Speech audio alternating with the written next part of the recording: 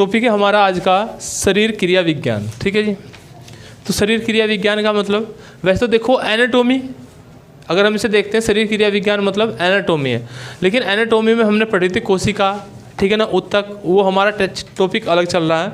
तो यहाँ हम चलते हैं जो आपके शरीर क्रिया विज्ञान में सबसे पहले आता है शारीरिक पुष्टि घटक को निर्धारित करने वाले कारक, यानी कि जो शारीरिक पुष्टि है, इससे पहले जो चैप्टर चल रहा था हमारा शारीरिक पुष्टि चल रहा था ना, पुष्टि का मतलब क्या था, ये योग्यता, सॉरी फिटनेस, वो हमारा क्या था, शारीरिक पुष्टि का मतलब था कि शरीर की फिटनेस। तो अभी हम सबसे पहले शरीर क्रिया विज्ञान में आपकी शारीरिक पुष्टि पर ध्यान देते हैं। तो यहाँ टॉपिक है आपका है जी वॉल्यूम, हाँ जी, बस भी फॉर्मूला याद रखना गुरु जी, हो तो वॉल्यूम ऑक्सीजन का याद रखो, रख लो, नहीं तो छोड़ दो, कोई दिक्कत नहीं है, इतना लंबा नहीं आएगा, ठीक है ना।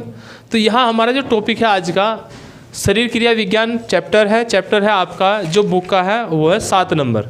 तो इसमें दिया गया है सबसे पहले आपको शारीरिक, जैसे हमारा अभी चला था शारीरिक पुष्टि, तो शारीरिक पुष्टि में टॉपिक है हमारा शारीरिक पुष्टि घटकों को निर्धारित करने वाले कारक, यानी कि जो हमारे शारीरिक पुष्टि है, ठीक है जी, पुष्टि को जो निर्धारित करने वाले कारक हैं, ठीक है जी, निर्धारित करने वाले, आप ध्यान दो कारक बस खाली, ठीक है। जो कारक हैं वो हमें देखने के, जो शारीरिक पुष्टि मतलब स्वास्थ्य है ना, यानी कि आपके स्वास्थ्य को जो निर्धारित करते हैं वो कारक कौन से हैं। तो यहाँ पर चलते हैं, देखो सबसे पहले क्या है, पुष्टि का मतलब फिटनेस, कारक का मतलब कारण, यानी कि जिसके कारण हमारी फिटनेस आती है। तो संपूर्ण जो आपकी फिटनेस होती है, देखो खेलों में फिटनेस को आप 4 भागों में बांटेंगे। फिटनेस किसकी अच्छी होती है, जहाँ पर सबसे अधिक शक्ति हो, गति हो। देखो पहला है आपका शक्ति के लिए फिटनेस, दूसरा आपका गति के लिए फिटनेस, तीसरा आपका लचक के लिए फिटनेस, ठीक है जी, और चौथा आपका है सहन अक्षमता के लिए फिटनेस।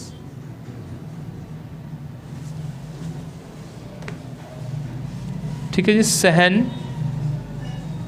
अक्षमता के लिए फिटनेस, यानी कि डायरेक्टली हम ये कह सकते हैं कि जो आपकी शारीरिक पुष्टि निर्धारण करता है, तो उनके जो प्रमुख कारक हैं वो कौन से हैं, वो 4 हैं जी। एक है शक्ति, गति, लचक और सहन अक्षमता। जो फिटनेस आपको देखनी है वो 4 कारकों के आधार पर चलेगी। आपकी क्या, शक्ति पुष्टि निर्धारण हो गया। देखो यहाँ से क्वेश्चन क्या है, अगर इस ऑप्शन को बड़ा करते हैं तो शारीरिक पुष्टि परीक्षण हो गया, गति पुष्टि परीक्षण हो गया, लचक पुष्टि परीक्षण हो गया और सहन अक्षमता पुष्टि परीक्षण हो गया। अब यहाँ आप जैसे कि पढ़ रहे थे, अभी इससे पहले हम पढ़ रहे थे कि 50 मीटर रेस थी, तो किसके लिए थी जी, क्यों ले रहे थे परीक्षण, वो हम ले रहे थे गति के लिए, ठीक है ना। तो 50 मीटर गति के लिए थी, तो शक्ति के लिए क्या करते हैं जी, देखो शक्ति का मतलब है, शक्ति का निर्धारण कैसे करते हैं आप पहले ये देखते हैं। शक्ति आपने देखा होगा, जो जिम में जाते हैं, जितने भी लोग जिम में जाते हैं, जिम की जितनी भी एक्सरसाइज करते हैं तो किसके अधीन आती हैं, शक्ति के अधीन आती है ना, यानी कि वहाँ से हम पावर चाहिए होती है, तो पावर हमारा क्या रहता है, शक्ति को। अब यहाँ आएंगे शक्ति को निर्धारित करने वाले कारक, फिर आएंगे गति को निर्धारित करने वाले कारक, लचक को निर्धारित करने वाले, सहन अक्षमता को। देखो अभी तो आपको ये लग रहा है कि हाँ यहाँ से हमने पढ़ा हुआ, आराम से यहाँ से क्वेश्चन हो जाएंगे, लेकिन अगर मैं आपसे ये पूछता हूँ कि जैसे यहाँ इसने दिया है कि जो आपकी विस्फोटक शक्ति है, देखो क्वेश्चन ऐसे आएगा, विस्फोटक शक्ति निम्न में से किसका कारक है। हाँ जी, विस्फोटक शक्ति निम्न में से किसका कारक है, आप बताना जी। विस्फोटक शक्ति निम्न में से किसका अंग है, ऐसे क्वेश्चन आएंगे। क्वेश्चन इसलिए पहले बता रहा हूँ क्योंकि ये आपको बोरियत चैप्टर ना लगे, नहीं तो ये क्या है, देखो शक्ति का हमें पता है ना। आप बताओ गुरुजी, आप भी बताओ, कुछ भी समझ में आ रहा हो। इसका जो आप पूछ रहे हैं, मैंने कहा विस्फोटक शक्ति निम्न में से किसका कारक है, इसमें से हाँ 4 ऑप्शन है, निम्न में से किसका कारक विस्फोटक शक्ति है, बताएं। हाँ जी, वो स्टैंड जंप है ना, स्टैंड जंप देख लो, ऑप्शन दो, क्या पढ़ दे, ऑप्शन है इनमें से A B थी, इनमें से लगाओ बस। लचक कैसे, विस्फोटक शक्ति क्या होती है पहले हमें पता होना चाहिए। विस्फोटक शक्ति का मतलब अचानक किया गया काम, जो हमारी पावर थी उसे हमने एकदम से गति दे दी, और एकदम से गति दी जी। अब गति दी तो यहाँ क्या होगा, विस्फोटक शक्ति किसका है आपका, गति, गति का कारक है वो। विस्फोटक शक्ति किसे कहते हैं, अचानक कूद जाना, कूद दे तो गति दे दी, अचानक कूद जाना, आपने थरो फेंक दी तो अचानक गति दी ना, तो गति देने का काम करता, शक्ति नहीं है वो। तो विस्फोटक शक्ति किसका है तो शक्ति लगा होता, लेकिन कारक किसका है, गति का है। तो कन्फ्यूजन कैसे रहेंगे, ऐसे रहेंगे जैसे आपको यहाँ पर दिया है मांसपेशियों के संगठन व संरचना निम्न में से किसका घटक है।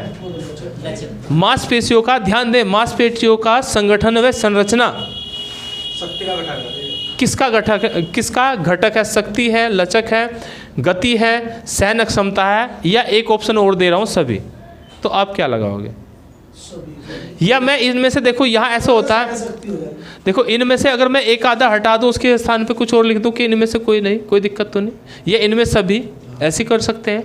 तो मांसपेशियों का किस में होगा जी, मांसपेशियों की बनावट, शक्ति होगी, मांसपेशी की शक्ति। देखो शक्ति में मांसपेशियों का योगदान रहता है, कैसे, आपकी मांसपेशी जितनी बड़ी होगी आप में उतनी शक्ति होगी। आप एग्जाम्पल के लिए वेट लिफ्टर देख सकते हैं, ठीक है ना, वेट लिफ्टरों का शरीर बड़ा होता है तो वजन भी ज़्यादा उठाते हैं, कारण क्या, वो शक्ति है ना, तो मांसपेशियों की बनावट है उनकी, क्योंकि उनकी बनावट ऐसी हो जाती है।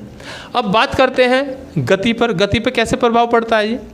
देखो मांसपेशी का जब निर्माण होता है, इसमें 2 प्रकार के तंतु पाए जाते हैं। मांसपेशियों के निर्माण में कितने प्रकार के तंतु होते हैं जी, 2 प्रकार के। एक कहते हैं स्लो ट्यूच, एक होता है आपका स्लो ट्यूच, एक होता है आपका फास्ट ट्यूच, या मैं ये कहूँ एक होते हैं आपके लाल तंतु और एक होते हैं आपके सफ़ेद तंतु या सफ़ेद, ठीक है ना। तो 2 का निर्माण होता है ना, यानी कि जो मांसपेशियों का निर्माण होता है वो 2 प्रकार के तंतुओं से होता है। एक कहते हैं स्लो ट्यूच, एक कहते हैं फास्ट ट्यूच। एक होता है लाल, एक होता है सफ़ेद। अब दूसरा क्वेश्चन यहाँ से कैसे बना, देखो पहला तो था, हमने कहा कि अभी तक मांसपेशियों की बनावट इसमें भी काम कर रही है, मांसपेशियों की बनावट इसमें भी काम कर रही है, मांसपेशियों की बनावट यहाँ पर भी काम कर रही है, मांसपेशियों की बनावट यहाँ पर भी काम करेगी, सभी में मांसपेशियों की बनावट काम करेगी, लेकिन विस्फोटक शक्ति केवल गति में काम कर रही थी। क्वेश्चन ऐसे बनेंगे। अब उसके अंदर क्वेश्चन कैसे बनेंगे, उसने यहाँ कहा कि गति होती है, देखो उसने कहा ना गति में काम करती है, तो आपको गति के आधार पर मांसपेशियों का जो वर्गीकरण किया जाता है वो 2 भागों में किया जाता है। एक होता है आपका स्लो ट्यूच, एक होता है आपका फास्ट ट्यूच। स्लो ट्यूच क्या होता है, स्लो ट्यूच का मतलब आप ये देख लो कि जहाँ पर मांसपेशियाँ स्लो काम करती हो, कम स्पीड में काम करती हो, स्लो ट्यूच कहते हैं। जहाँ पर आपकी मांसपेशी फास्ट में काम करती, तेज़ी में काम करती है, उसे फास्ट ट्यूच कहते हैं ना। तो निम्न में से जो स्लो ट्यूच है वो किससे बना होता है, फास्ट ट्यूच किससे बना होता है। देखो यहाँ में वो क्रम व्यवस्था नहीं है, ये मैंने अलग लिखे हुए, ये ऐसे लिखे हो, आपको बताना स्लो ट्यूच का मतलब क्या है, लाल है सफ़ेद है, सफ़ेद तंतु है लाल तंतु है, सफ़ेद फाइबर है लाल फाइबर है, आपको ये बताना किसके कारण। देखो दूसरा क्वेश्चन यहीं से बदला, किसके कारण शरीर में गति आती है। ऑप्शन ये रहे, पहला ऑप्शन है दोनों, कोई नहीं, इसके भी दोनों, और कोई नहीं। ऐसे क्वेश्चन बनेंगे गुरुजी यहाँ से। देखो कारण ये है कि पढ़ तो रहे, क्वेश्चन बनाने का तरीका पता होना चाहिए, क्वेश्चन एग्जामिनर कैसे देगा, इंपॉर्टेंट ये रहता है। अभी ये आपको समझ आ गया, हम पढ़ रहे थे मांसपेशियों की शक्ति। अभी वैसे टॉपिक पूरा चलेंगे, तो पहले हम इस पे बात कर रहे हैं मांसपेशियों की शक्ति है। तो स्लो ट्यूज या फास्ट ट्यूज, ये 2 प्रकार के ट्यूज हमारे शरीर में पाए जाते हैं। गति के आधार पर इनकी बनावट है, रचना है, या हम रचना के आधार पर ये 2 प्रकार के तंतु होते हैं, इन्हें फाइबर तंतु भी कहते हैं, ठीक है। अब यहाँ दिया कि कौन सा फाइबर तंतु, लाल वाला या सफ़ेद वाला फाइबर तंतु स्लो ट्यूज कहलाता है। देखो इसने कहा निम्न में से कौन सा फाइबर तंतु, लाल या सफ़ेद, निम्न में से कौन सा फाइबर तंतु स्लो ट्यूज कहलाता है। तो आप क्या लगाओगे जी। देखो आपने एक चीज़ देखी होगी, सफ़ेद और लाल तंतुओं से हमारा क्या बना हुआ, मांसपेशी बनी। लाल का मतलब क्या है जी, लाल लाल का मतलब रेड तो है, लेकिन आरबीसी की संख्या ज़्यादा होगी तो हीमोग्लोबिन की मात्रा अधिक होगी तो आपका लाल होगा। हीमोग्लोबिन के साथ जाती है ऑक्सीजन चिपक के। ऑक्सीजन क्या है? आपकी पावर है। पावर है, पावर गति नहीं होती, और पावर गति नहीं होती तो आपके जो लाल तंतु होंगे वो सफ़ेद ट्यूज होंगे, सॉरी स्लो ट्यूज होंगे। जो आपके लाल तंतु होंगे वो सफ़ेद क्या होंगे? आपके स्लो ट्यूज होंगे। जो आपके सफ़ेद तंतु होंगे वो फास्ट ट्यूज होंगे। शरीर में, हाँ जी, इनमें देखो ऑक्सीजन नहीं कह रहे हैं, हमने समझने का तरीका बताया। देखो आप ऐसे समझ सकते हैं, पावर मतलब ऑक्सीजन है ना, ऑक्सीजन जाती है हीमोग्लोबिन। अगर आपके शरीर में रक्त ज़्यादा होगा, ठीक है ना, अधिक रुधिर वाले, आपने व्यक्तित्व में व्यक्ति पढ़े थे ना, अधिक रुधिर वाले कैसे होते हैं? आशावादी होते हैं। कैसे होते हैं? कर्मठ होते हैं, ठीक है ना, शक्तिशाली होते हैं। मुख्य आपने पढ़ा था शक्तिशाली, लेकिन हम बात कर रहे हैं गति की। तो गति किसके कारण आ रही है? देखो गति, ये तो है आपके शक्ति और ये है आपकी गति। तो जो सफ़ेद तंतु होते हैं वो क्या है? आपके गति वाले होते हैं। स्लो ट्यूज होते हैं, लाल फाइबर तंतु होते हैं। यहाँ तक समझ आया? देखो क्वेश्चन ऐसे बनेंगे। ये तो हमने क्या कर दिया था, ये ऐसे ही यहाँ पर आपको कंफ्यूज करने के लिए लिख दिया गया था। काम दोनों का ही चलेगा। अब आपसे ये पूछा गया है कि मैराथन धावक जो होता है, मैराथन धावक जो होगा उसमें किस प्रकार के, उसके पैरों में किस प्रकार के ट्यूज की संख्या अधिक होगी? तो आपको ऑप्शन ये दोनों दिए गए हैं, तो आप बताइएगा। बताओ गुरुजी, मनोज जी आप भी बताइए कुछ। 42.195 बताओ बताओ बताओ। मैराथन वालों की बात हो रही है, जिसमें रुधिर अधिक होगा तो वही है जी। ये फास्ट होना चाहिए, फास्ट ट्यूज देख लो। ये परसेंट समझ में नहीं आ रहा है। समझ में क्यों नहीं आया? मैंने कहा मैराथन धावक, जो मैराथन का धावक होगा उसमें जो ट्यूज होंगे, किस प्रकार के फाइबर तंतु होंगे, उसके पैरों की बात कर रहे हैं। उसके पैरों में अधिक तंतु, देखो होंगे तो दोनों, लेकिन यहाँ क्या पूछ लिया? अधिक। अधिक अधिक कौन से होंगे? लाल वाली सलोटी। क्योंकि जो लंबी रेस होती हैं वो हमारी सहन क्षमता को बढ़ाती है, और सहन क्षमता के लिए हमें किसकी आवश्यकता होती है? पावर की। हमें गति की आवश्यकता नहीं है। गति तो हम शॉर्ट में देखते हैं, स्प्रिंट में देखते हैं। अब जब हम करते हैं तो वो क्या होंगे? आपके स्लो होंगे। स्लो होंगे तो लाल फाइबर होंगे। क्वेश्चन ऐसे बनेंगे।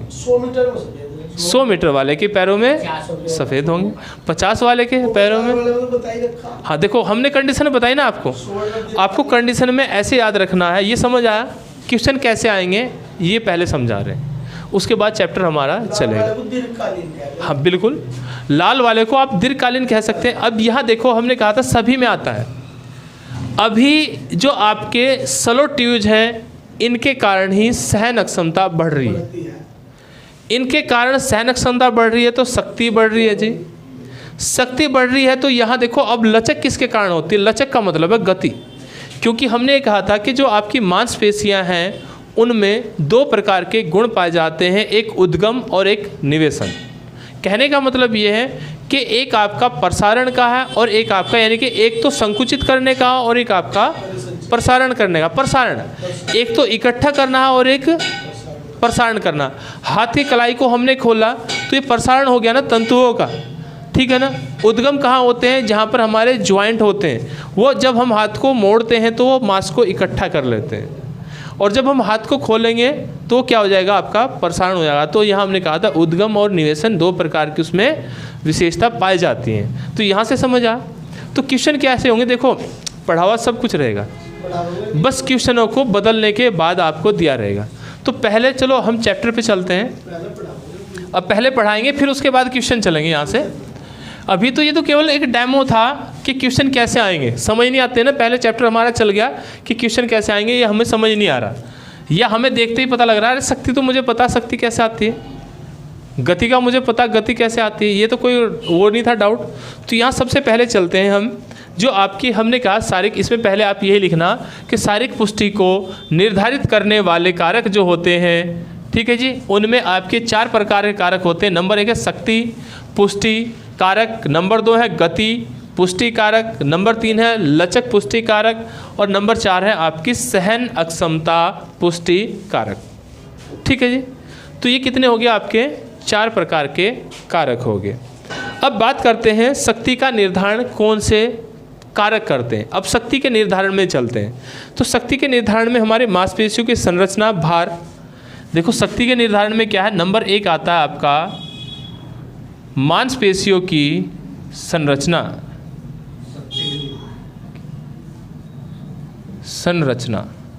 और ये सभी में आएगी गुरुजी, चाहे वो कोई भी हो, लचक तक चारों में रहेगी। ठीक है, मांसपेशियों की संरचना। दूसरा रहता है, नंबर 2 पॉइंट है इसका, मांसपेशियों का आकार।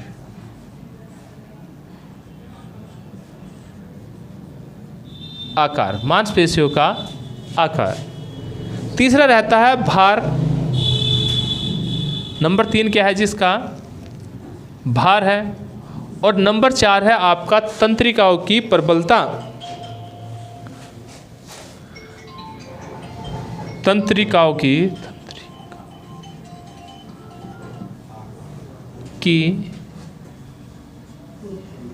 प्रबलता। ठीक है जी,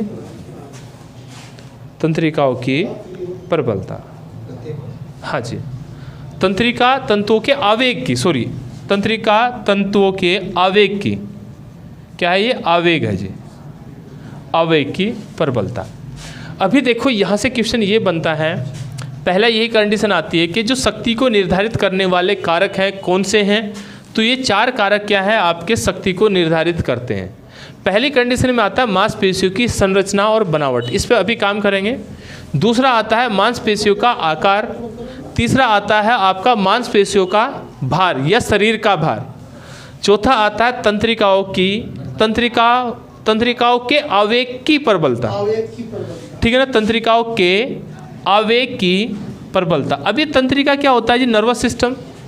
ठीक है ना, तंत्रिका तंत्र मतलब नर्वस सिस्टम है ना। हमारा शक्ति प्रदान करने में इसका काम क्या रहेगा, प्रबल रहेगा।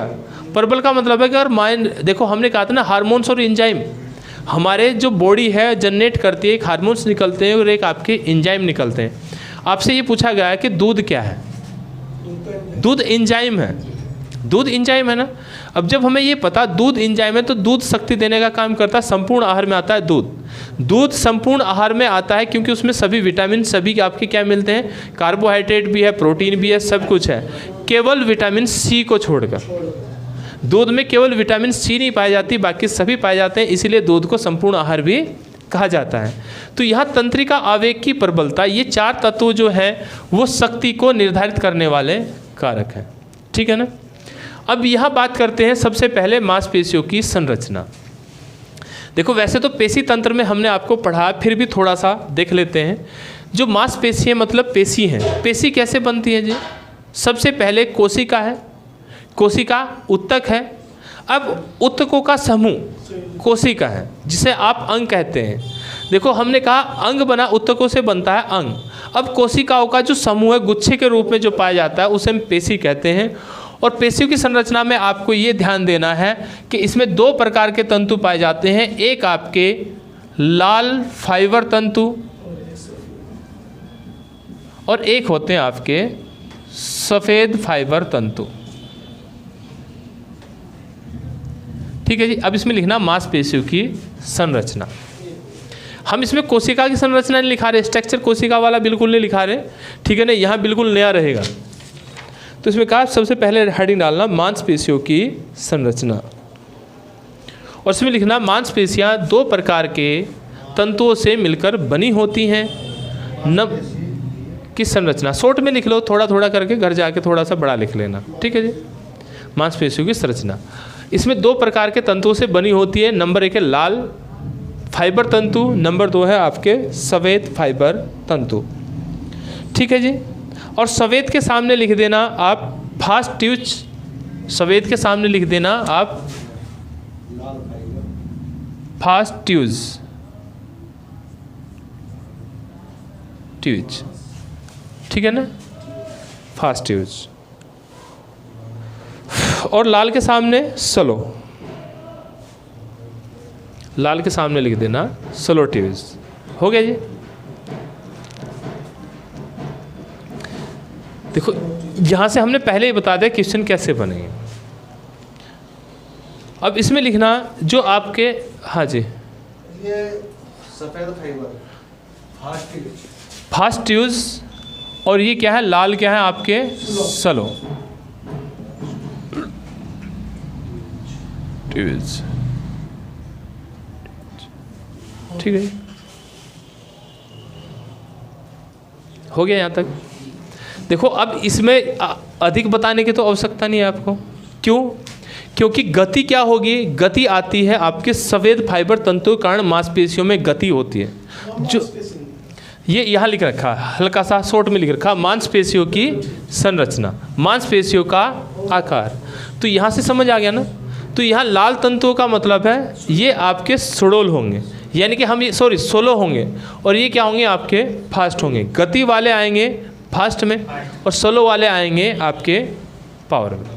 तो जो संरचना है, संरचना हमने देख ली। अब यहाँ से ऐसे ही आपको खिलाड़ी पूछ सकता है, तो खिलाड़ियों में आपको ध्यान देना है, जो गति वाले खिलाड़ी हैं उनमें संख्या किसकी अधिक होती है, सफ़ेद वालों की ज़्यादा होती है।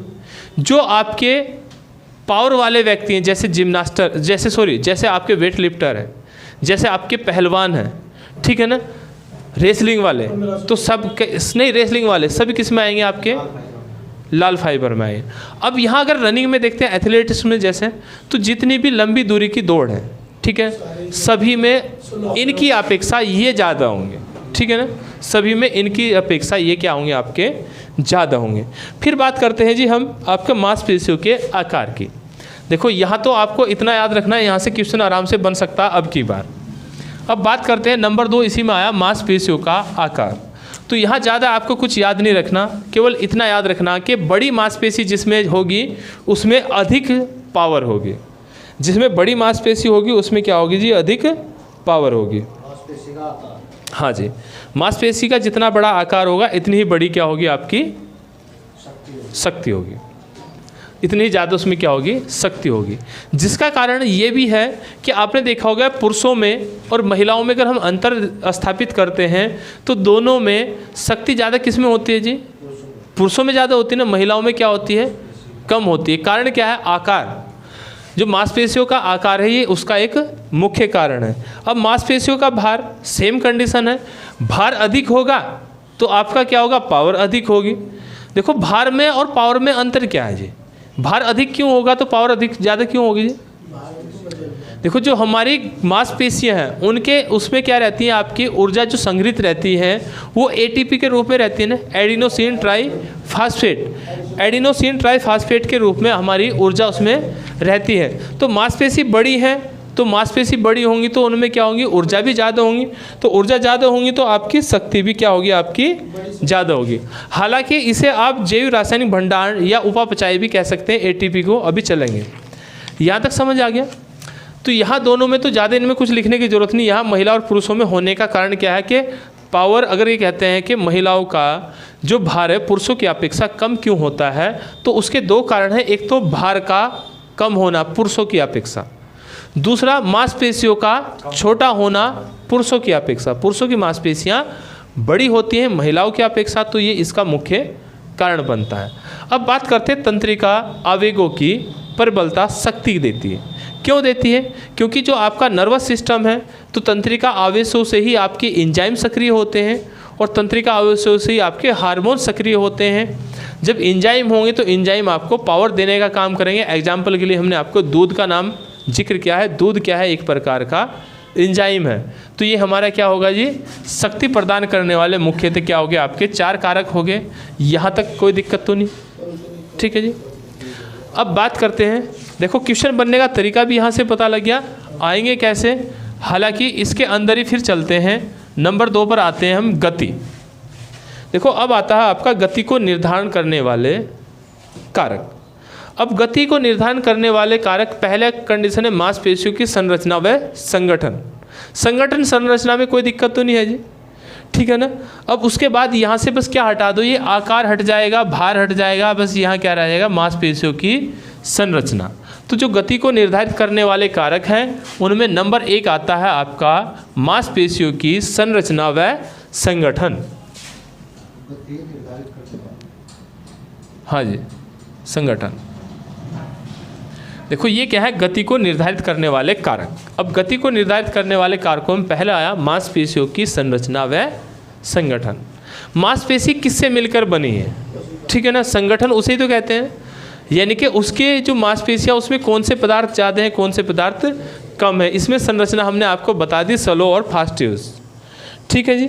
इसके बाद आता है इसमें स्नायु संस्थान की गतिशीलता। देखो नंबर 2 क्या है आपका, स्नायु संस्थान की गतिशीलता।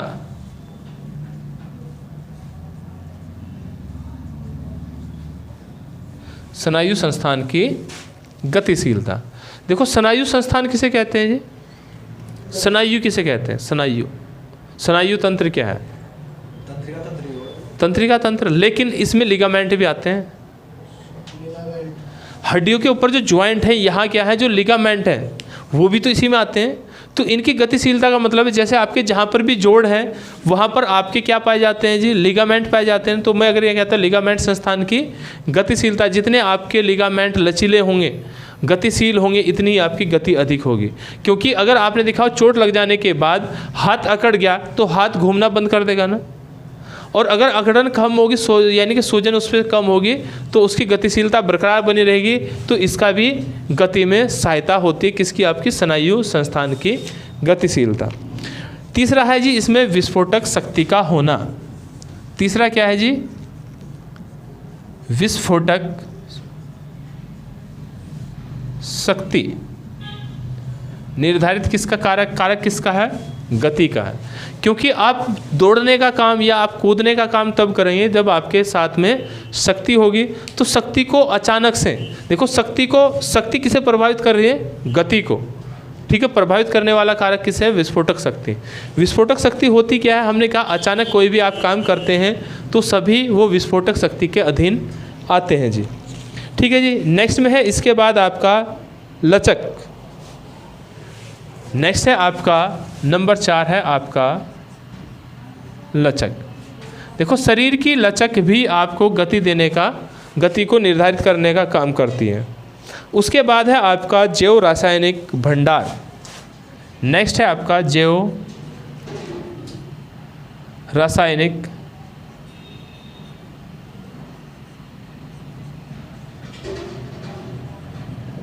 भंडार। जैव रासायनिक भंडार का मतलब क्या होता है जी, यहाँ चलो अभी चलते हैं थोड़ा सा। तो जो आपके 5 कारक हैं वो गति को प्रभावित करने वाले कारक हो गए। अब इन 5 में हमने मांसपेशियों को पहले ही पढ़ लिया। स्नायु संस्थान मतलब इसमें आपकी 2 चीज़ें आती हैं, नर्वस सिस्टम आएगा और दूसरे आपका लिगामेंट आएंगे। तो उनकी गतिशीलता जो भी होगी वो किस में आएगी, आपकी स्नायु संस्थान में आएगी। विस्फोटक शक्ति मतलब अचानक से कोई काम करना, तो हमारा क्या होगा, विस्फोटक शक्ति होगी। फिर हमारा क्या, लचक का मतलब है मांसपेशियों में कितनी लचक है। भाई अगर लचक नहीं होगी तो गति नहीं होगी, तो लचक भी निर्धारित करती है गति को।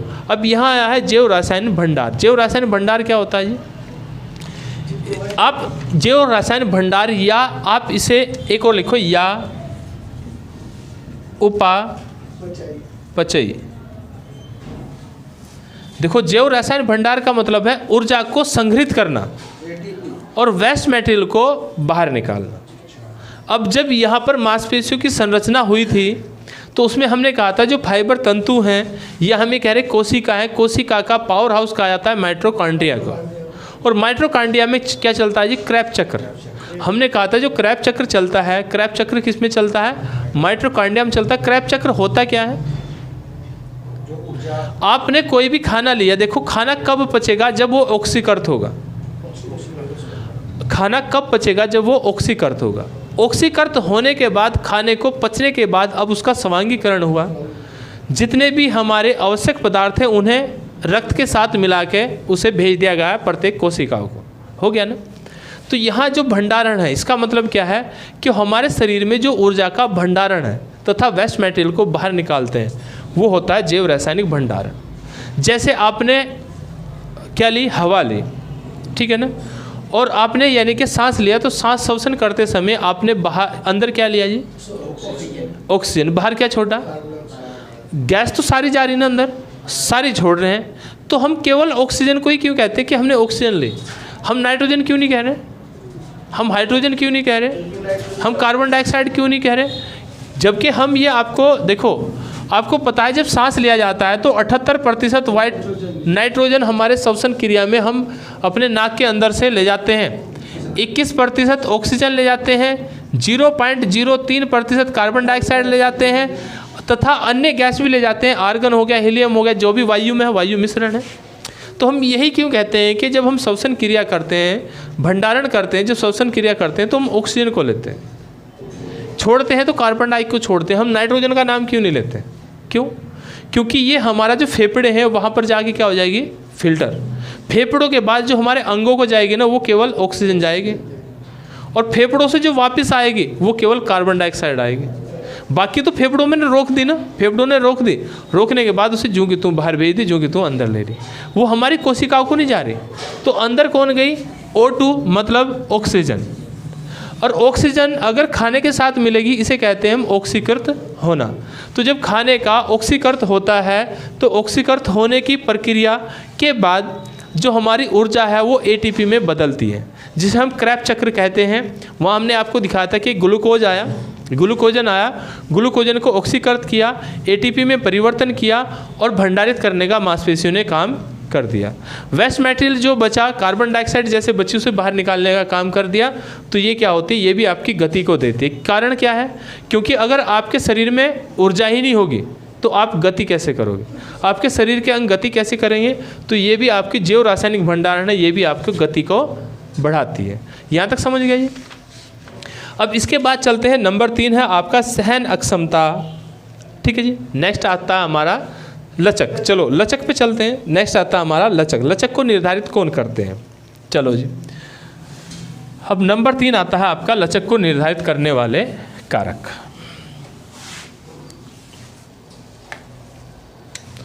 सबसे पहले आता है आपका मांसपेशियों की शक्ति। मांसपेशियों की शक्ति, देखो वहाँ बनावट थी, यहाँ क्या है? आपकी शक्ति है। थोड़ा सा अंदर हो गया। लचक में बनावट नहीं है, लचक को निर्धारित करने वाली क्या है? शक्ति है। मांसपेशियों में कितनी पावर है वो आपकी लचक को निर्धारित करती है। कारण क्या है? देखो अगर पावर नहीं होगी, कमज़ोर, अगर हमारी हड्डियां कमज़ोर हो जाए, देखो आपकी पेशी है ना, हमने मांसपेशियों की बात की, तो अगर कोई भी पेशी हमारी कमज़ोर हो जाएगी तो आराम से टूट जाएगी ना। तो इसीलिए उसमें पावर का होना ज़रूरी है। लचक तो तभी आएगी, नहीं तो हम क्या करें, हमने उसमें लचक देने का काम करना शुरू किया और पता लगा कि ये मांसपेशी ही टूट गई। जैसे आपने देखा हो कि जब खिलाड़ी होते हैं तो कई बार दौड़ते समय मांस फट जाता है। मांस फटना मतलब जब हम संतुलित आहार तो लेते नहीं और हम वर्कआउट ज़्यादा करते हैं तो मांस फट जाता है। दर्द रहना शुरू, मांसपेशियों में दर्द रहना शुरू हो गया तो वो भी तो मांस का टूटना ही है, पेशियों का टूटना ही तो है। कब नहीं टूटेगा वो? तब उनमें पावर होगी। तो इसीलिए लचक होनी जरूरी है। लचक के लिए मांसपेशियों में शक्ति होनी जरूरी है। उसके बाद जोड़ों की बनावट। देखो लचक के लिए क्या होता है? मेन है, क्योंकि लचक कहाँ होती है? जहाँ पर आपके ज्वाइंट होते हैं, तो जोड़ों की बनावट। तो नंबर 2 आता है इसमें आपकी जोड़ों की बनावट। ठीक है जी। जो लचक को निर्धारित करते हैं वो क्या होते हैं? आपके जोड़ों की बनावट होती है। फिर उसके बाद क्या होते हैं? लिंग और आयु। देखो यहाँ पर निर्धारित आपका क्या रहता है? एक होता है आपका लिंग और एक होता है आपका आयु। ये भी आपकी लचक को निर्धारित करती है। आपने देखा होगा कि वृद्ध अवस्था में लचक खत्म हो जाती है ना, वृद्धावस्था में लचक खत्म हो जाती है। तो आयु भी निर्धारित करती है। लिंग के आधार पे देख लो, लड़कों की अपेक्षा लड़कियों में लचक ज़्यादा होगी, लड़कों की अपेक्षा लड़कियों में लचक ज़्यादा होगी। तो लचक को निर्धारित करने वाला जो कारक है वो आपका लचक लिंग है और आयु भी है। ठीक है ना। इसके बाद आता है आपका आंतरिक वातावरण। लचक को जो निर्धारित करता है वो क्या है? आपका आंतरिक वातावरण। अब देखो आंतरिक वातावरण का मतलब क्या है जी? शरीर के अंदर मांसपेशियों का जो वातावरण है वो भी निर्भर करता है। क्यों? आपने देखा होगा एक शीत ऋतु होती है, ग्रीष्म ऋतु है। तो जो आपकी लचक होती है वो किस मौसम में ज़्यादा होती है जी? गर्मियों में ज़्यादा होती है ना, शीत ऋतु में कम होती है। यही सेम कंडीशन है कि शरीर के अंदर अगर तापमान में, यानी कि तापमान क्या है, वातावरण गर्म नहीं है तो लचक क्या होगी, कम हो जाएगी। और अगर तापमान अधिक है तो लचक क्या होगी, ज़्यादा। आपने देखा होगा कि लचक लाने के लिए गुनगुने पानी का प्रयोग कर लेते हैं। जैसे हाथ पे चोट लगी तो उसे घुमाने के लिए आप गुनगुने या गर्म पानी का 12 डिग्री तक पानी को क्या करो, गर्म करो, तो लचक आपकी वहाँ से थोड़ी सी लचक दे सकते हैं। तो लचक के लिए आंतरिक वातावरण का होना अनिवार्य है। कम वातावरण होगा तो क्या होगी, कम लचक होगी, अधिक वातावरण होगा तो अधिक लचक होगी। यहाँ से ये क्वेश्चन बनेगा। नेक्स्ट में आता है आपका पिछली चोट या मांसपेशियों में खिंचाव। देखो यहाँ आता है आपका चोट, यानी कि पिछली चोट। पिछली का मतलब है पहले से जो आपको चोट लगी हो, या पहले लिख देते हैं, चलो कोई बात नहीं, पहली चोट। पहली चोट भी निर्धारित करते हैं ना, क्योंकि ऐसे अंग में कहीं पर चोट लगी जहाँ पे हम उसे लचक नहीं दे सकते तो क्या होगा, वो आपका चोट भी निर्धारित करती है। मांसपेशियों में खिंचाव तथा क्या होगा, यहाँ मांसपेशियों का खिंचाव।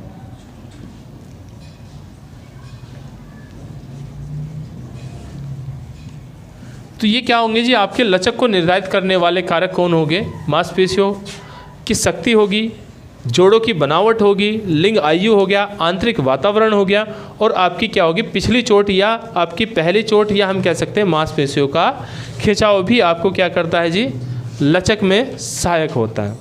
अभी बची है हमारी आपकी सहन अक्षमता। ठीक है जी, यहाँ से हटा दें। अभी नेक्स्ट आता है हमारी सहन अक्षमता। अब सहन अक्षमता को निर्धारित करने वाले कारक कौन से हैं। देखो, सहन अक्षमता का मतलब हमारी अक्षमता को बढ़ाए रखना। सबसे पहले सहन अक्षमता के लिए आपको एरोबिक तथा एनारोबिक एक्सरसाइज यानी कि अक्षमता होनी चाहिए। तो यहाँ सबसे पहले चलते हैं एरोबिक एक्सरसाइज। एरोबिक अक्षमता का होना, देखो सहन शक्ति जो बढ़ाता है वो एरोबिक अक्षमता बढ़ाती है ना। एरोबिक मतलब देखो दो प्रकार के व्यायाम होते हैं, एक एरोबिक होता है, एक होता है आपका अनएरोबिक।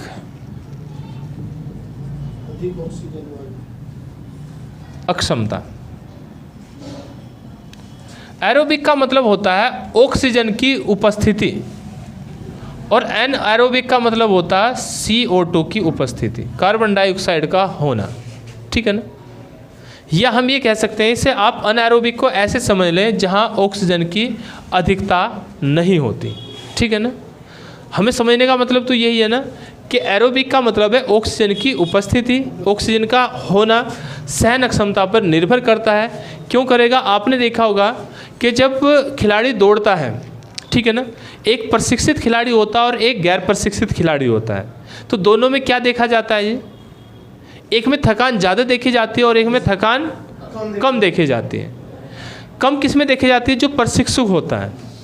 जो प्रशिक्षु नहीं होता उसमें थकान ज़्यादा देखी जाती है। कारण क्या है, एरोबिक अक्षमता को हम बढ़ा सकते हैं। बढ़ाएंगे कैसे, जितना भी हम व्यायाम करते हैं तो व्यायाम के आधार पर जो हमारे फेफड़े हैं, जो हमारा हार्ट है, हृदय है, देखो जो हमारा पंपिंग करने का काम करता है वो हृदय करता है।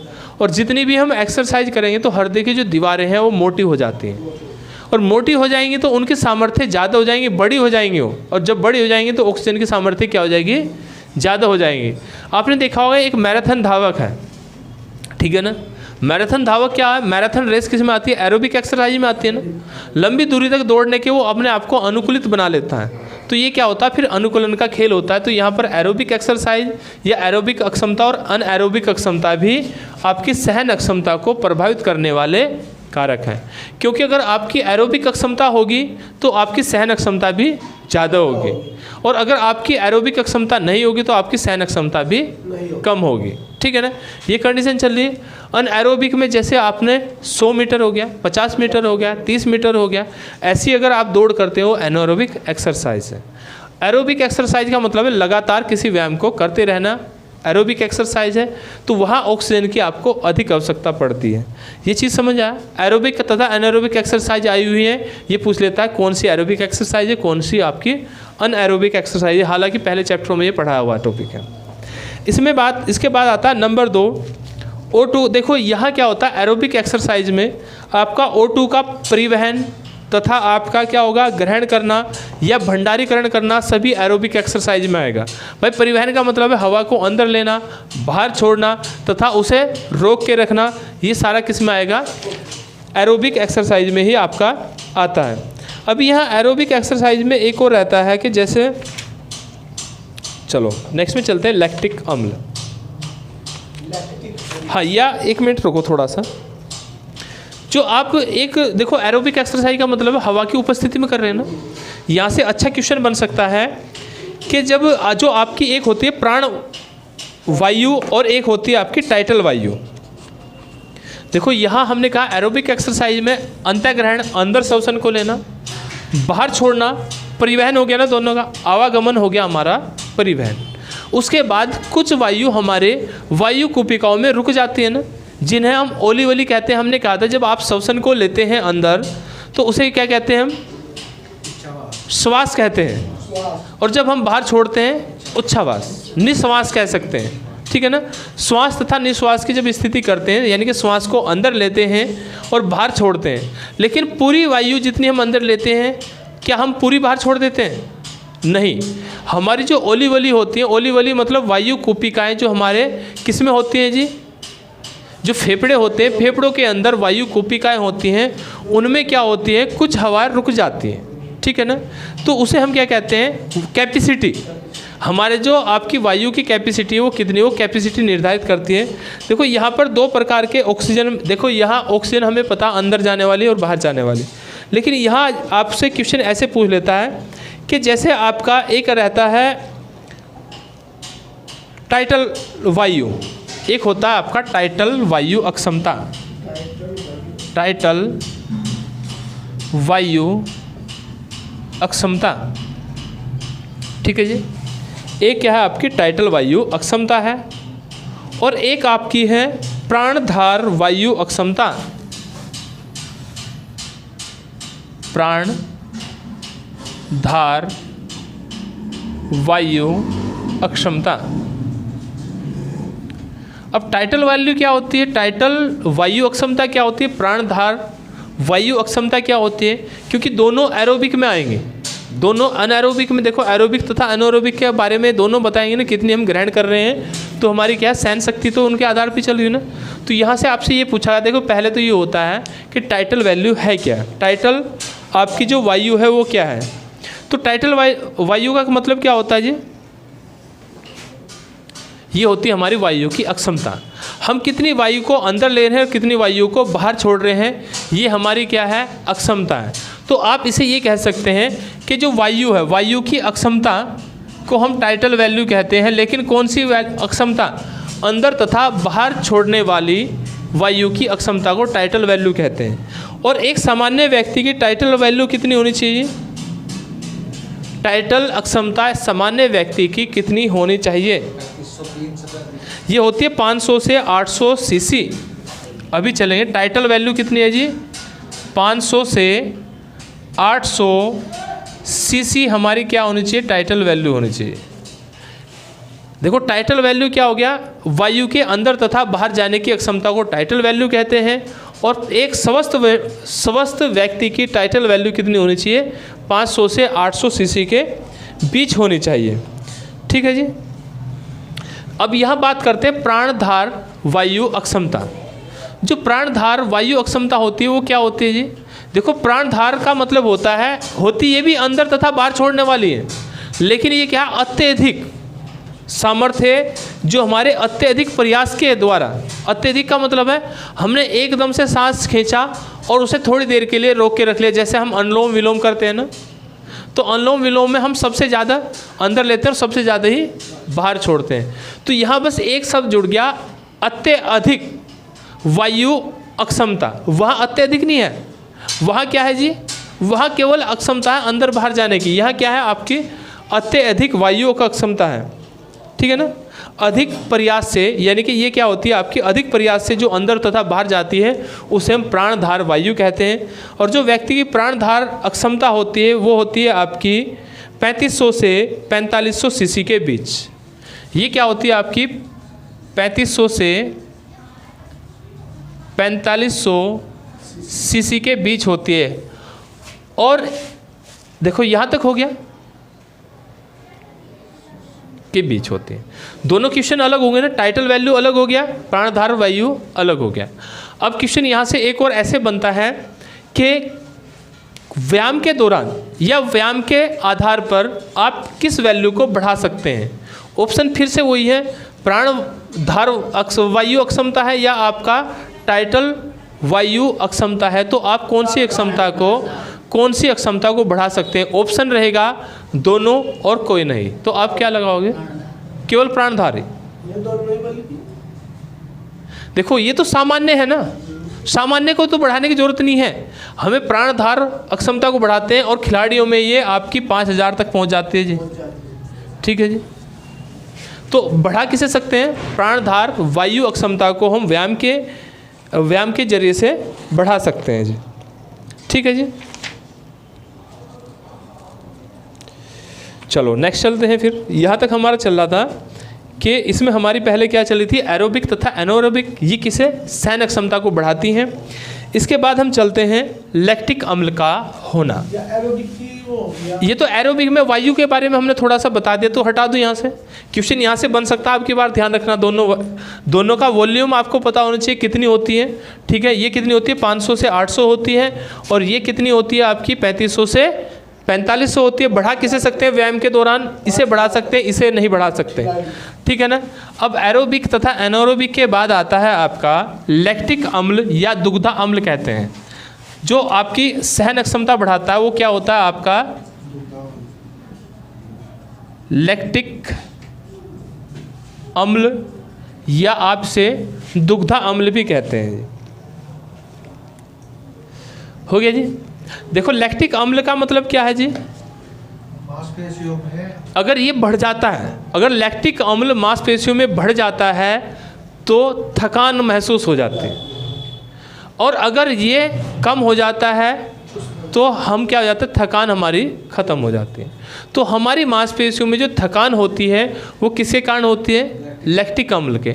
और थकान क्या है, हमारी सहन क्षमता है ना, तो सहन क्षमता को प्रभावित करता है। लैक्टिक अम्ल को कम कैसे किया जा सकता है जी, विश्राम करके। आप चलते चलते थक गए, थकने के बाद आपका लैक्टिक अम्ल बढ़ गया मांसपेशियों में, तो आप क्या करोगे, थोड़ी देर आराम करोगे, आराम करने के बाद लैक्टिक अम्ल कम हो जाएगा, फिर से आपको थकान महसूस होनी बंद हो जाएगी। तो ये भी क्या है, आपकी सहन क्षमता को बढ़ाता है। उसके बाद आती है आपकी गतिविधि मितव्ययता। देखो मितव्ययता का मतलब क्या होता है, इकट्ठा करके, ऐसी गतिविधि जो आपको इकट्ठा करके रखती हैं।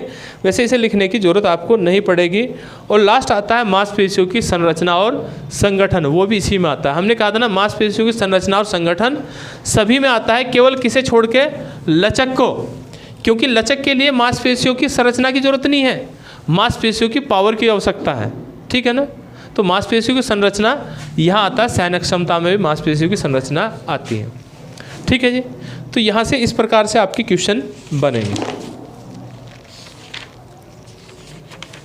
चलो आज चैप्टर छोड़ते हैं यहीं पर।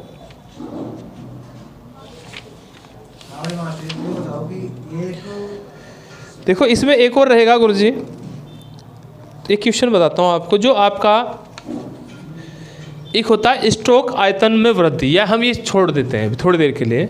जो व्यायाम है, व्यायाम का इसमें दूसरा टॉपिक है आपका व्यायाम का कार्डियक श्वसन संस्थान पर प्रभाव। व्यायाम का कार्डियक श्वसन संस्थान पर प्रभाव। व्यायाम मतलब एक्सरसाइज, ठीक है ना।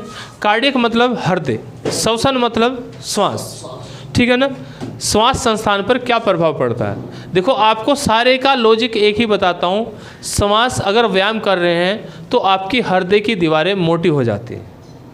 हम जैसे यहाँ बता रहे थे कि अभी आप क्या बढ़ा सकते हैं, प्राणधार वायु की क्षमता बढ़ा सकते हैं, तो व्यायाम से हम आपकी हृदय की कैपेसिटी को बढ़ा सकते हैं। बस इतना ध्यान रखना है। कहीं भी आपसे क्वेश्चन आता है तो हृदय की गति को बढ़ा सकते हैं, किसके कारण, ठीक है ना। कार्डियक संस्थान श्वसन द्वारा बढ़ा सकते हैं, जिसमें देखो कार्डियक का मतलब हृदय की दीवारों को अगर मोटी हो जाती है, श्वसन अगर आप व्यायाम करते हैं तो हृदय की दीवारें मोटी हो जाती है, मोटी हो जाएंगी तो उनके सामर्थ्य ज़्यादा हो जाएंगे, ठीक है ना। अब यहाँ एक और कंडीशन आती है कि दिल की धड़कनों की संख्या कितनी होती है, 72 सबने पढ़ा, 72, लेकिन औसतन है ये 72 औसतन है, तो कितने के बीच होनी चाहिए, 70 से 75 के बीच रहती हैं, लगभग 70 से 74 के बीच रहती हैं, और रहती कितनी है, खिलाड़ियों में इनकी संख्या बढ़ जाती है। आपसे क्वेश्चन ये आया हुआ है कि हृदय की गति सबसे कम कब होती है, विश्राम अवस्था में या सोने की अवस्था में या गति की अवस्था में? सोने की अवस्था में सबसे कम होती है हृदय की गति, ठीक है जी। एक होता है कार्डियक आउटपुट, छोड़ देते हैं इसे, कोई ज़रूरत कार्डियक आउटपुट की मात्रा। चलो बाकी कल देखते हैं इसमें कुछ।